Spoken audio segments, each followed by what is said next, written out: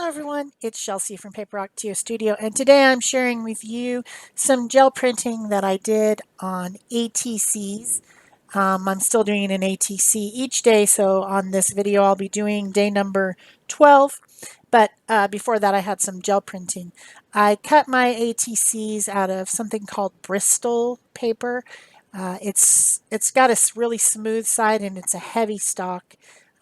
Usually I use watercolor paper, but for gel printing I wanted something smooth. And so I just took a whole sheet of it out of a pad and cut it up into 3.5 by 2.5 or 9 centimeters by 6.5 centimeters is about the size of an artist trading card. And then I have my 3 by 5 and my 6 by 6 gel plates out because I want to do this stencil layering process. And I'm just using stencils that are already out on my desk. So I don't know all the numbers and names of all of them, but they are all from Stencil Girl. And the one that I use at the end, I'll definitely tell you what that one is. And if I could find any of the other ones and remember what they are, I think some of them are from Club. So I'm not sure. I'm just using this and that and whatever. And I'm doing 3 at a time because what I want to do is I want to layer one stencil design on top of another stencil design with a little bit of drying time in between, and then pick up all of that with a third color. So I'm using 3 colors, sometimes even more, because some on some of them I mixed the colors together as I was brayering. I'm using a 2-inch brayer.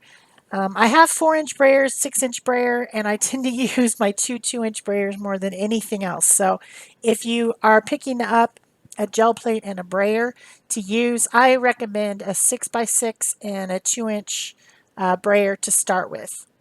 You can also apply the paint with a catalyst tool, like a rubber spatula, basically, if you can even just find a rubber spatula that has a flat end. If it has a curved end, like it's going to be used for a pot, or a bowl, it doesn't work as well. But what I'm doing, I'm usually starting with a light color, and I am either braying it directly onto the gel plate and then putting a stencil over the top and picking up the paint out of the holes of the stencil, or I'm layering for the first layer, putting the stencil on first and then braying over the top of it with some paint and then removing it. Depending on which one of those you choose, you will either get the positive or the negative side design of the stencil. So in one hand, the stencil works like a mask, in the other hand, it works like a stencil. I know this is confusing, but if you just watch the process as I'm doing it. And the reason I'm working on more than one at a time is because I need a little bit of drying time in between. Stencils work really great on gel plates because they stick to the gel plate. But in the case of that one that we just watched, the stencil had so much paint on it, it just wasn't sticking to the plate. So instead of brayering through the stencil, I lifted it up. So first layer you put on with some color, usually a light. I started with the lightest color, and I wanted that one to be fairly I wanted there to be a lot of design. These are tiny. They're, little tiny bits. So I wanted to use stencils that had small designs on them. And then let that dry.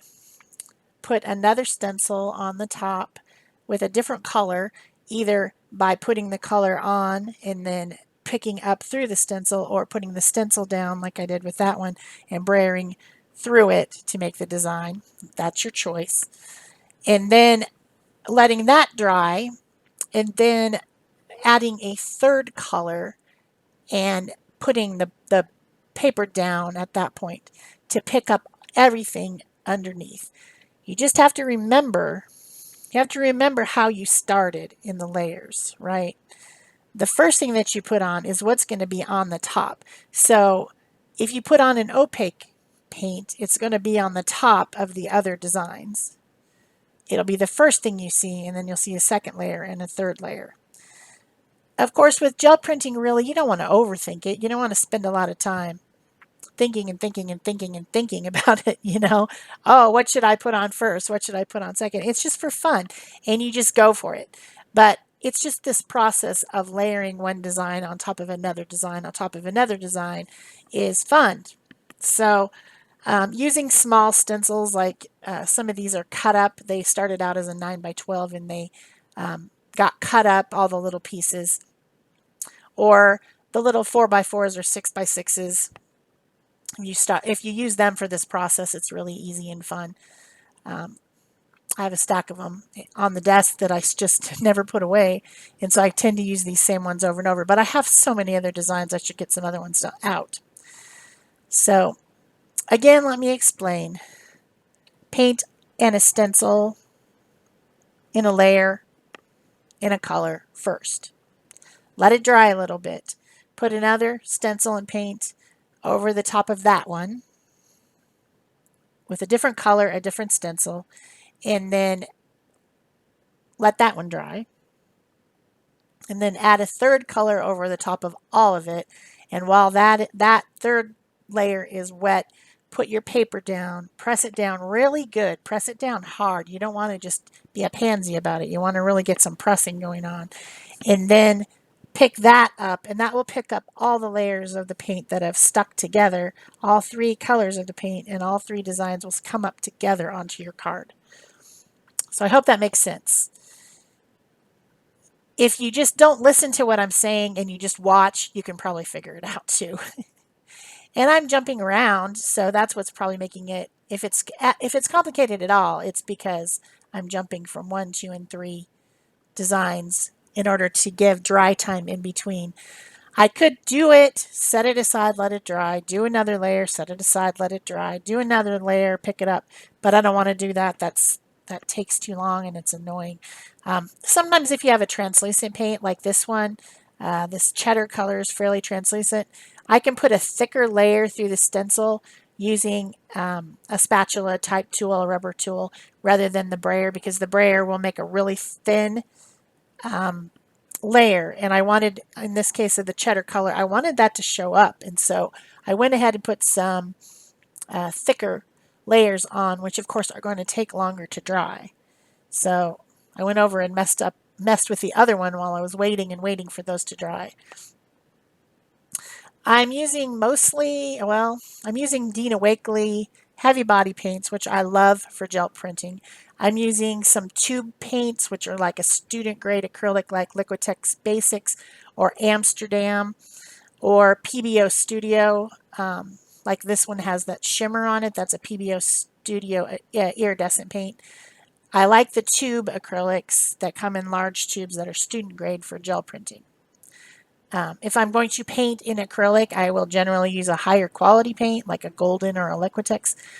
For gel printing, the student grade works great. It pulls off the plate really well, and you don't have to spend a ton of money.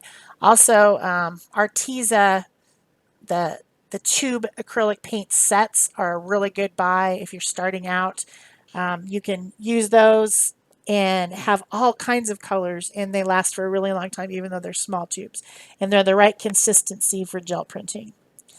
I do not prefer to use craft paints in gel printing, and they're too chalky and they dry way, way, way too quickly for my area. Some people use them successfully because they live in a humid area. On my plates, those things dry like almost instantly because they have so much plaster of Paris in them that they just dry. Like bam, they're done, and then I can't do anything with them. So I recommend a tube paint in a student grade. You can get them inexpensively, especially if you watch for sales. Also, I'm building up a beautiful piece of collage paper on the side as I'm doing this when I'm cleaning off the stencils and cleaning off the brayer as I go. I'm layering all that yummy color onto that piece of, it's just printer paper, and I'll be able to use that in collage later. It's just a beautiful piece of painty paper that will come out really fun. It has a lot of design on it because I'm turning over the stencils and pressing them down to get the excess paint off the stencils as I go. And I'm getting a lot of stencil design as well as just the brayering of the paint to get the brayer cleaned off too. So having a lot of fun with this. I could do it for days, but I decided to just go ahead and quit. Here I'm just showing you guys the paper that will be fun to use in collage. So much design and interest and layering on that. So here's my cards. Those are the ones I did today. You'll probably see them coming up. Well, you'll see one of them used today, and then you'll see, I don't know, another one tomorrow maybe. I'm not sure. These are just great starts to do something with on my ATC a day challenge from Art Joy of Sharing Art Community and Art Joy of Sharing Livestream channel. So I decided that I would use this light blue and turquoise and green one, and I was going to stencil this stencil onto it, and I changed my mind. I decided to use one of the ATC mix-up stencils. Um, those are really great from Stencil Girl for doing ATCs and also for doing just anything because you get a lot of design on one stencil. And you can cut these up into 9 pieces and put them on a ring if you want to. I plan on doing that. I just haven't gotten around to it yet. So I keep saying I'm going to do it. I probably have 6 or 7 of these ATC mix-up designed stencils. I think they're a lot of fun. And, if you're doing small art all the time, which I am, because I do most of my projects are on YouTube and I need to make something quick, this is a great way to have a lot of designs all at once. So I went ahead and stenciled with some olive and some night from Dina Wakley over the top of this one that has some light blue and some turquoise and some green on it. And then I decided to add a little bit more color by using some Arteza acrylic markers and then blending them out with a water tank brush. This is something that I really enjoy doing. You can do it with any acrylic marker. I just happen to be using the Arteza ones because I have 20 different colors and they're all in one little bucket. So you can also do this with your Poscas. And of course, there's a lot of other water soluble things like Neocolor 2 crayons and woodies and all that type of stuff you could use. Gelatos, you could do this with them. But what I like about the acrylic is that number one, it's permanent when it's dry, and number two, it's generally quite opaque. So I can go one color over another color and then blend it out like I have, this dark blue, this turquoise, and this green over on the left-hand side of the card. So I like acrylic markers.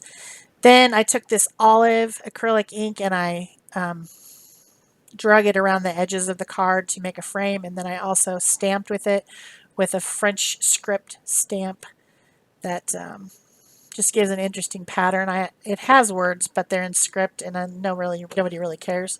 I think I even put it on there upside down. Doesn't matter. It's just for pattern. I like to use letters and numbers in pattern.